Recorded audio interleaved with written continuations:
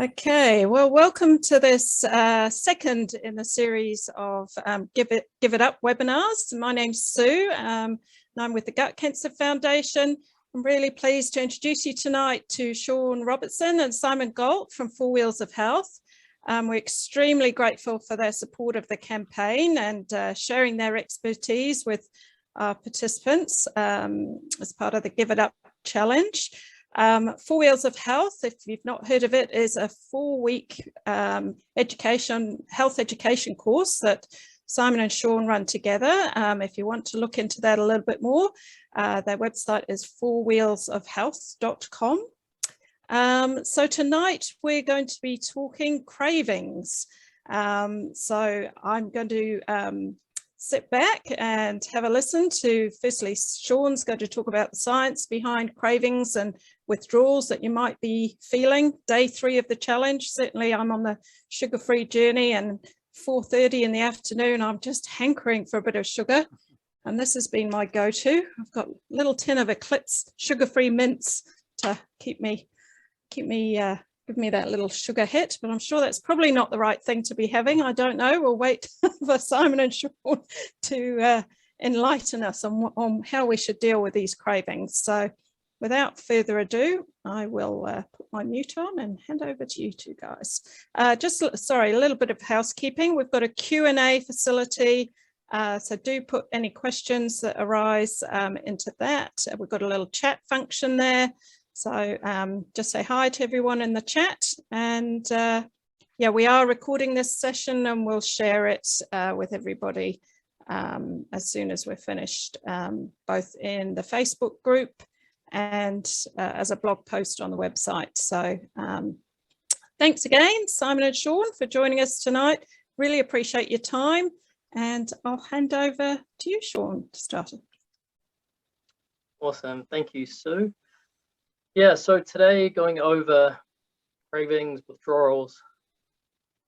It's actually, I think, the hardest part of this challenge, whether it's you're giving up sugar, alcohol, or the sofa. It's the habits, the cravings and withdrawals that make it very difficult at times. So we're going to talk about a little bit about the science behind why these come up and some solutions you can implement to help with that. So the first area where your cravings come through, or withdrawals, comes from your microbiome. So all the bacteria that live in your gut. Because I don't know if you saw the video last week, but we talked about a little bit about these good and bad bacteria that we have in our gut. And basically, the bad ones, they influence our nervous system, because the biggest brain in the body is around the gut. So they actually influence it with chemicals and cause you to crave the foods that they want. The good bacteria as well, but it's the bad ones that live on sugars mainly. And they can produce alcohol as a byproduct of just existing. So you get sugar and alcohol cravings you have been consistently having those things a lot. If a lot of your diet previously was carbohydrates or sugar based, then it means you've been consistently feeding these pathogenic or bad bacteria, and that means their numbers grow, right? Because then they flourish. So because their numbers grow, it means that every time they are calling out for food, they're calling out for the food they want, sugars, carbohydrates, and that message is going to be louder because their numbers have grown. So a lot of the cravings that you get are not actually yours. They come from these bad bacteria, and the lower their number, the quieter or less intense these cravings are. So simply by if you just take a mental note of this, every time you get that urge to have sugar, every time you get like a withdrawal symptom, a craving for sugar, that's when you can think to yourself, it's not me, it's the bad bacteria calling out for food. If you do not answer that call, if you do not give in to the sugar craving in that moment, then you are depriving those bad bacteria of their food. They are going to starve, and then they will decrease in number. And so the next time those sugar cravings come up, it's quieter, it's not as intense. And if you do that consistently, eventually you end up in a spot where the cravings from the bad bacteria are so insignificant compared to the good ones that you actually end up craving more natural foods like plants a lot more than sugars, a lot louder than sugars. So that's a behavioral approach, is simply by when you get those cravings, you do not give in to it. And I think that knowledge, just having that knowledge really, really helps serve as motivation to not give in to those cravings at the time. And remember, I remember Simon once said to me that he made a point in the video where he said, cravings only last, 5-10 minutes max. And if you just get through that hump, they don't come again for a long time. So it's just about getting through that little hump. That's it. And then if you're consistent with that over time, it becomes easier and easier. And the other side of it is also, in doing that, you are cultivating or accumulating your willpower, which is just means you have stronger decision making overall. So that's one aspect of it, is the mental approach. Now, some more practical approaches you can take, pre and probiotics. So prebiotics is like bacteria food, your good bacteria. Probiotics is literally adding good bacteria into your system. Both of these come in the form of supplements, usually quite powerful. Normally you get what you pay for. If you go to the supermarket and get probiotics or prebiotics there, probably not going to have such a profound effect, but a lot of health stores do sell pre and probiotic supplements. And the best part about it is it's not something you have to take consistently all the time. You just finish one dose, one packet, and you have introduced those bacteria into your system. And as long as you keep eating their food, plants, mostly vegetables, then they'll grow on their own. You don't need to continuously take probiotics. So the only time you would need to retake them is after a dosage of antibiotics, because they basically vaporize all the bacteria in your body. So how this helps is you are bolstering the numbers of the good bacteria, which means that the cravings for good foods are going to be louder, but it also means that these good bacteria have, because they have essentially a larger army at that point, because it's a war between good and bad, they are able to push out and encroach on the territory of the bad bacteria in your gut lining. So because they have more territory, they can thrive more, and that will influence your cravings as well, not only increasing your cravings for good foods, but decreasing the cravings from the bad bacteria too. So that's a practical approach, is pre and probiotic supplements. There are probiotic foods as well. Simon, you were just talking about them just before the Zoom. You're going through a few that you had at home. Do you want to go through a few of the probiotic foods that Sure. you use day to day? Yeah, I'll just go back to where you said about that addiction, and it passes by quickly, because I think we all need to understand we are probably addicted to sugar, or addicted to these things that we're giving up. But addiction doesn't last 24/7. It's knowing that moment of weakness and how you're going to find something else to do and not reach for the things that are in your cupboard or fridge or jar that you know is bad. So if you can eliminate those out of your house, that's going to make it harder to start off with. And then have like a healthy snack drawer that you can go to, because it will not take long for that craving to pass. Now, we were talking, Sean said to talk about some of the foods. I got some out just before.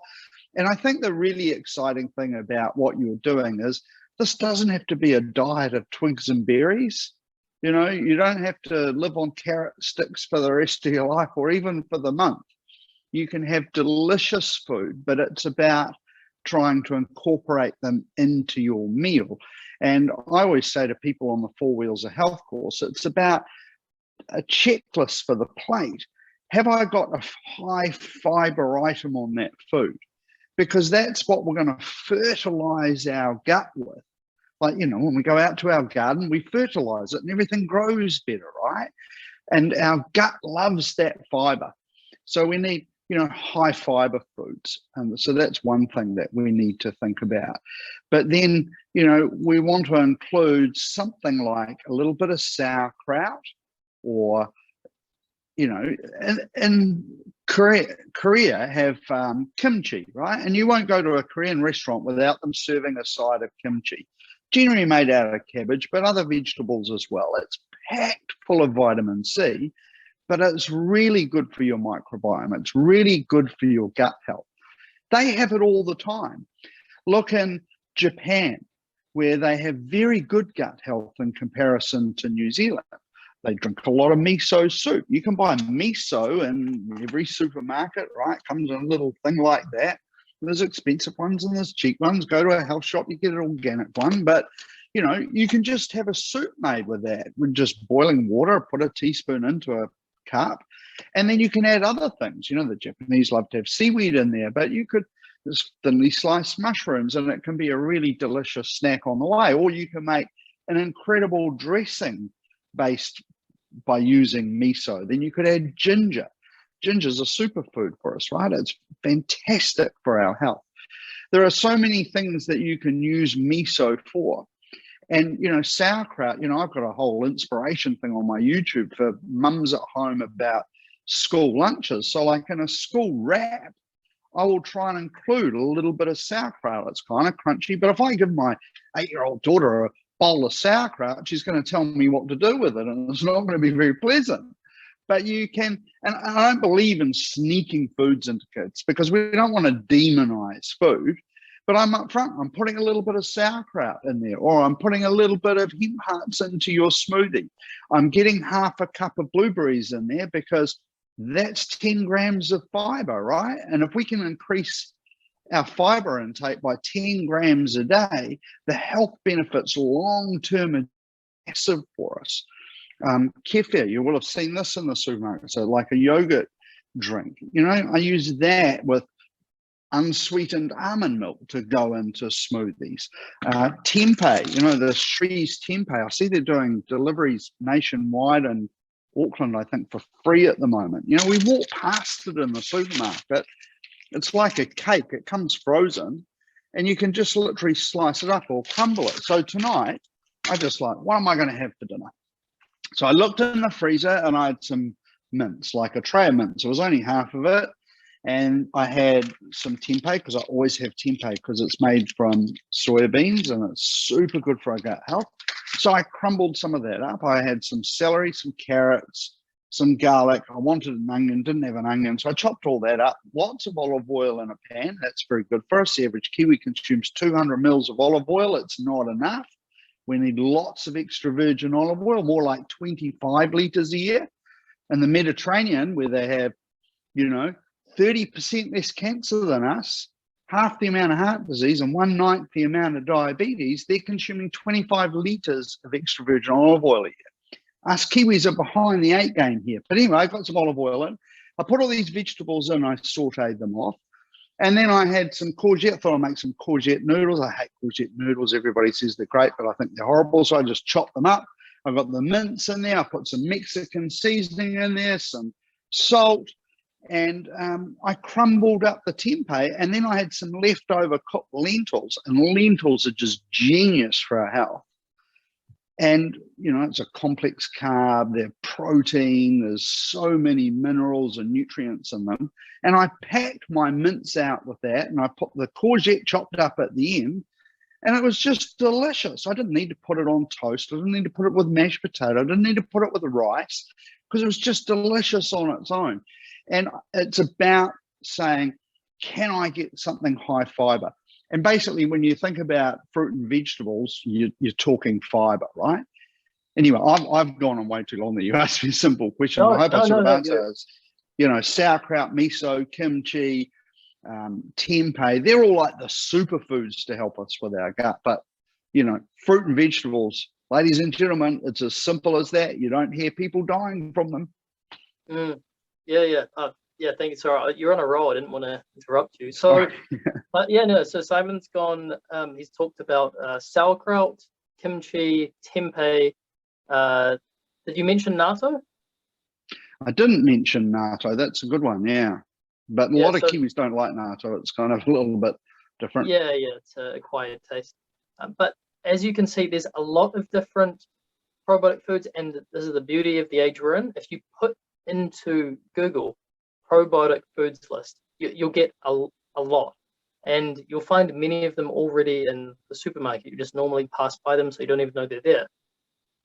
Incorporating these into your diet really helps, like I said, bolster the numbers of the good bacteria that you have in your gut, and that is going to have an impact on decreasing the bad bacteria, and overall a positive impact for your cravings and withdrawals that you're having, especially around sugar.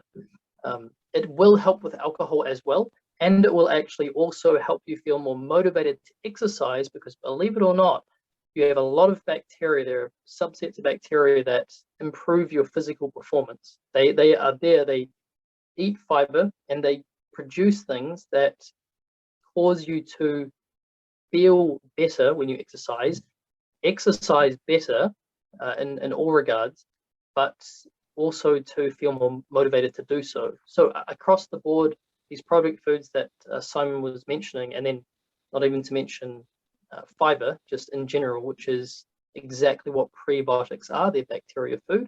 You put all that together, it's a really potent formula for improving your gut health, and then helping with a lot of the things that we're doing in this challenge.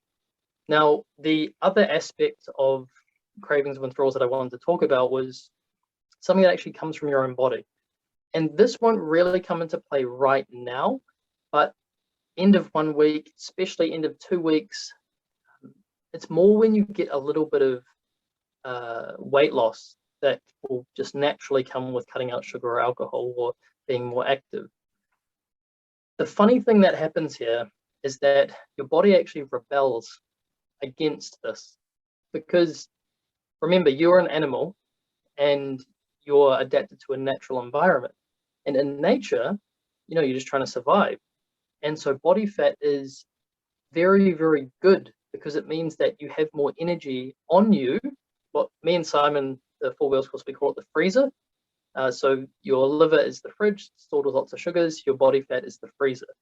So when your freezer starts to get depleted, your body actually panics, because it's losing its long-term energy stores, and it makes you very hungry to go out, to motivate you to go out and find more food to replace those stores. So when you start to get a few results, that's when the hunger cravings can really ramp up, because again, it's not you. It's your body releasing hormones. There's a hormone called leptin.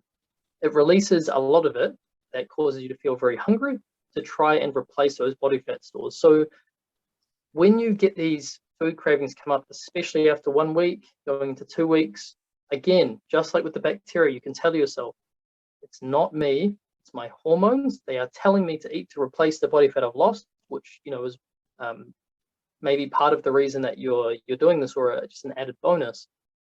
And so you can justify it that way and say, well, it's just my hormones doing their natural thing. And the best part about it is, if you get over that hump, just like with the bacteria and the cravings there, you get over that hump of cravings, your body actually realizes, it restabilizes, and the hormones don't have as much of an effect, because what your body essentially comes to the conclusion of is that, hey, we've lost a bunch of energy from our freezer, but we're not sick, we're not dying, we're perfectly fine, and we're still getting fed. Everything is actually okay. We don't have to panic anymore. So those cravings do subside. It's just about getting through them. So it's actually a really good thing when these cravings come up, because it means you're getting some really cool results. So that is the other side of things that's not centered around gut health, but it is hormonal, and it does play a very vital or pivotal part of getting through that kind of that middle stage where you're 2 weeks in and you've got good results, and that's when you can sometimes fall off the wagon, as they say. it's because these hormonal implications come up. So it's really, really powerful, I think, to keep that in mind, just to get you through, because at the end of the day, it does come down to willpower a lot of the time to just get through it. And having these points in mind is very, very powerful motivation for getting through that, knowing that it's not you, there are other factors at play. And once you've passed them, the grass is, in this case, very much so greener on the other side. Simon, is there anything you wanted to add on there? Just yeah, a couple of things actually, because you talked about the fridge and freezer analogy we have on the four wheels of health, and I just think it's genius because people start to understand it. Like we have this fridge inside us and our freezer, but what I want you all to remember is that what's in the freezer we can actually see in the mirror. That's where we're storing all the fat on our bum, on our tummy, wherever it is, so we can see it. And what Sean is referring to is like we empty the sugars out of the liver, which is our fridge, and then we start jumping into the freezer, pulling it out, converting it back into fuel, and then we burn it as energy, and it disappears into nowhere land, right? And then suddenly our freezer doesn't look so big. And what I want you to realize, if you guys go really well on this month, you might notice a bit of sort of brain fog, even a little bit of fatigue before things start to improve. Because if you've stored all this fat in your freezer, then it's full of toxins. And when you convert it back to fuel to burn as energy, your car sort of bunny hops down the road as if you'd put bad fuel into your car, because it doesn't like running on fat that you've converted back to fuel. Anyway, that's a little aside. The falling off. Well, one thing I don't think we've mentioned yet, Sean, is poor sleep can massively impact on our gut health, and that's why in the four wheels of health, the very first week, all we do is educate on sleep. And by the way, sleep's free, but nobody ever educates us about it. And if you're getting less than 7 to 8 hours sleep a night, you're just lining yourself up for dementia and Alzheimer's and all those things that occur, because you might be able to get by on less than 7 to 8 hours sleep, but you can't train your body to need and get by on less sleep. You have a set sleep need. Yeah, and something that's very interesting with sleep, while Simon's just brought it up, thank you for bringing it up. It's a very, very important subject. When you have less than 8 hours of sleep, your cravings for sugar, literally specifically for sugar, they go up because your body is essentially trying to replace the missing sleep, because when you sleep, you repair. So whatever you've missed in terms of repairing your body throughout the night, it's trying to replace with simple energy, and that's sugar. So one really, really easy way to completely dull down sugar cravings is to focus on your sleep. Hugely important, and as Simon said, it does impact your gut health as well, very, very directly. But it is a great way to cull sugar cravings. I actually didn't have it on my list to talk about, Simon, so thank you for prompting me on that. I'm waiting for you to prompt me on talking about pickles and things, because I didn't mention that. Things that are preserved in salt and water instead of vinegar, so that when they're growing in the garden right now, like courgettes or beans or anything like that, we can be, preserving them and getting live cultures from them. And our great-grandparents used to do that all the time, but we're not doing it so much. And they were getting these wonderful things for their microbiome, but because we just buy it all from the supermarket now, we don't do it. And if you are buying it from the supermarket, because some of them are there, look for brands that say live cultures on them, live cultures, because that's how you're going to get the benefits. But you can pickle anything at home, right? So it's a great thing to do, and it's tremendous for your gut health. So that comes under the umbrella of probiotic foods, everyone, because it's essentially fermented. Same principle as sauerkraut or kimchi and all the foods in that category. Just a slightly different approach of pickling them. Now, we probably need to look at wrapping up, just being considerate of time. The last thing that I personally want to mention, and Simon, you may want to just think of the last point you want to bring up after this, is around habit replacement. So when it comes to getting through these cravings, getting through these withdrawals, and this is again behavioral, you want to try and find something that you can do to help get through that. Like you could have, if it's a sugar craving and you just need to eat something, and because if you don't, then there's a high chance you'll give in. If you know that about yourself, like have some veggie sticks in the fridge, pre-chopped up fast food, right? The fast food you're going to get is straight in the fridge. Or just something in the pantry or the fridge that you can have that fits the bill, that is not going to provide those bad bacteria with fuel, but is going to satisfy the habitual craving of just doing this hand to mouth. Because that's a lot of what it is the habit of eating or the habit of snacking. Most of the time we have sugar, it's from snacks. It's not normally from our full meals. So finding a replacement. I mean, or it could be if you're really hardcore. Every time you get a sugar craving and you want something, you get up and do a walk around the block because it'll go after that. But just find something that you can do, behavioral, to get you through that 5-10 minute window. It could be star jumps, whatever tickles your pickle, but that is very, very important. As well as the other things that we talked about. This is a small thing, but it's about in the moment when a sugar craving or withdrawal is very real, something practical that you can do. And that has to be individual to you. You have to think of that yourself. You have to think of what is appropriate to your personality, and then you can consistently do that until eventually, if you're doing these other things as well, those sugar cravings, cravings for whatever you're doing, they die down. So that'll be the last point for me. Is there anything you want to finish up with, Simon? Yeah, well, you talked about falling off the bandwagon, right? I'm assuming a lot of people here are giving something up for the month that they haven't previously done. You are going to fall off the bandwagon, right? You're not going to make a month. Sorry, bad news, right? But the way we need to deal with that is and I say this with people that work with me all the time, because we all make mistakes, right? We all get things wrong and we fall off the bandwagon. Fail fast and fix fast. Tomorrow is a new day to start again. And if you fall off the bandwagon, don't worry about it.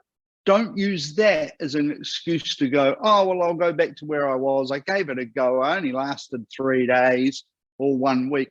Don't do that. Get back on the wagon tomorrow. Fail fast, fix fast. Remember, nothing changes without change. And that is the absolute key here if you're trying to make change for your long-term future. I did a video on my Facebook page last night that I think has been shared to your page.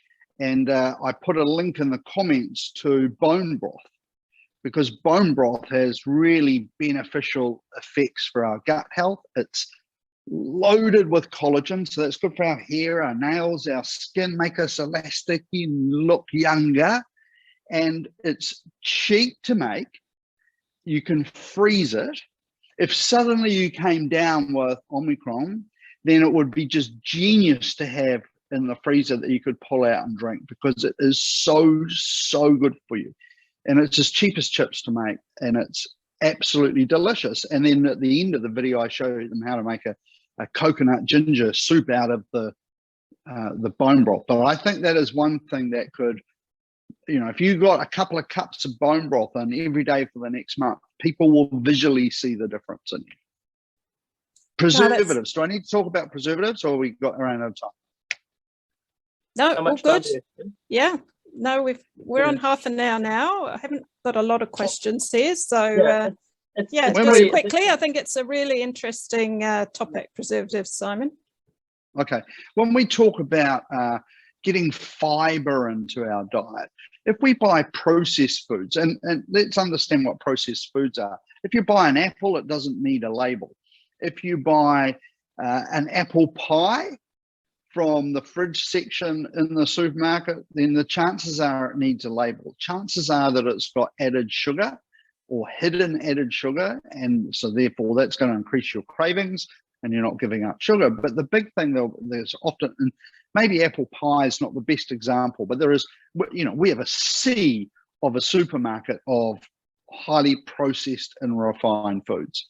And they have got a lot of preservatives in them, numbers, artificial flavorings, hidden sugars. But why do they preserve food? They preserve food so that it lasts longer on the shelf or in the fridge. But those preservatives, what do they do to stop it doing that? Kill the bacteria. But then if you buy that highly processed food, that packet of soup or whatever it is, and you consume it, do you think the preservatives stop working? They don't. They keep working inside you. They keep doing their job, and all the gut bacteria that was thriving from the broccoli you had and the yummy dinner you had the night before, now you're having this highly processed rubbish, then that's when it's going to do damage, and your good gut bacteria are going to stop thriving. So it keeps working inside you. And when you shop at the supermarket, we need to shop in the areas, you know, the aisles that are all bad, you know, where all the fruit and vegetables, you know, where the stuff is that doesn't need labels. And, you know, we can cook and we can make delicious food out of it. And that's really what we've got to start doing more as Kiwis, or we'll stay as the second most obese country in the world. We'll stay with 2,500 Kiwis dying of a gut-related cancer. So, you know, I urge, we've got a few people on here tonight, is if you found this interesting, is to reach out to your friends and get them to come and watch these things, watch them live, because there are more coming up. I think what the Gut Cancer Foundation is doing for Kiwis is incredible, but it needs, you know, how many people have we got here? I won't even say the number because it's so disappointing, you know, given that, you know, we can actually affect some real change for our long-term health. But you guys get out there and get some people to get on board with you and give it up. I'm done.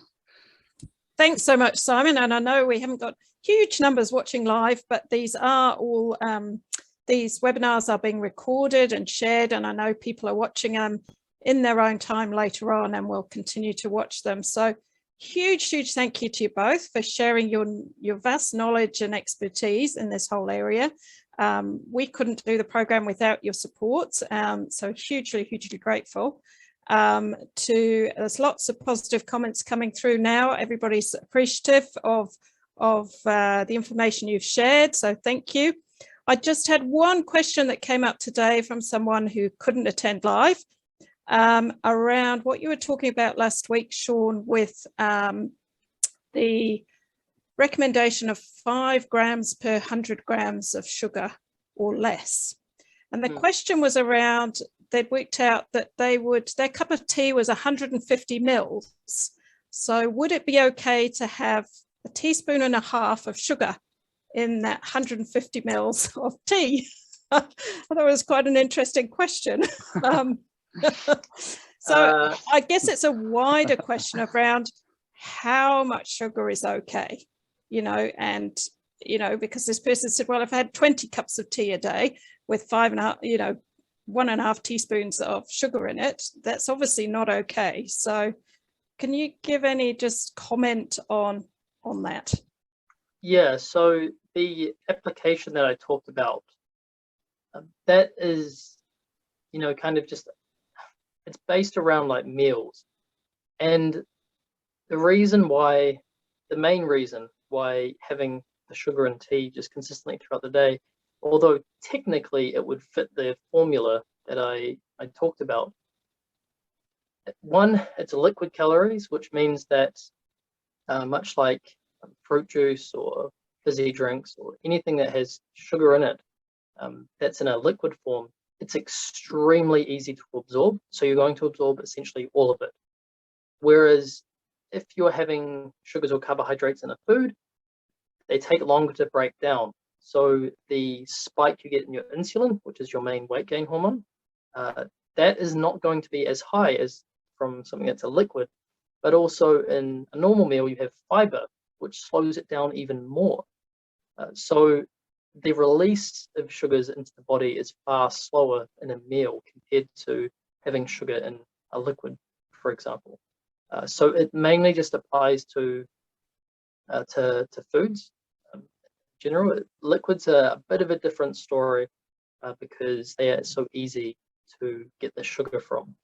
So it's actually a bit of you have to watch out there when it comes to the liquid calories or the liquid sugars. Right. Okay. Can I Thanks, jump Sean. in there really Oh, yeah. quickly? Also, what Sean is saying is that when you're looking at a label, when you look at sugars and you go down and where it says 100 grams and you go down that column and you come out from sugars, you're ideally wanting to see no more than 5, right? Is that the magic number, Sean? Yeah, I mean, like 5 is a good amount to aim for. Up to 10 is still good. Any more than 15, and that's like a really no-go zone.